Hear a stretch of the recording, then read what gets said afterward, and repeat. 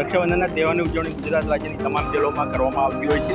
એ પ્રમાણે આ વખતે પણ વડોદરા મધ્ય જેલમાં રક્ષાબંધનના તહેવારની ઉજવણીના ભાગરૂપે કાર્યક્રમનું આયોજન કરેલ છે. ગુજરાત રાજ્યના જેલોના વડા ડૉક્ટર કે.એલ. રાવ સર અને વડોદરા મધ્ય જેલના અધિક્ષક તુષારાડા સાહેબની સૂચના અને માર્ગદર્શન મુજબ રક્ષાબંધનના તહેવારની અનેરો અવસર હોય એની કાર્યક્રમનું આયોજન કરેલ છે.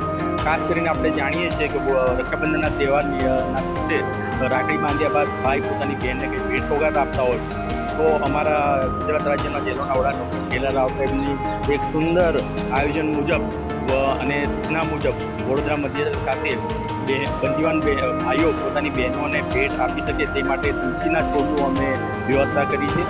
જે રાખડી બાંધ્યા બાદ બંદીવાન ભાઈ પોતાની બહેનને આપશે અને જેલ તંત્ર ઈચ્છે છે કે આ તુલસીનો છોડ બહેન પોતાના ઘરે જઈને વાવેતર કરે, જાળવણી કરે, જેથી સમાજમાં એક સારો એવો સંદેશ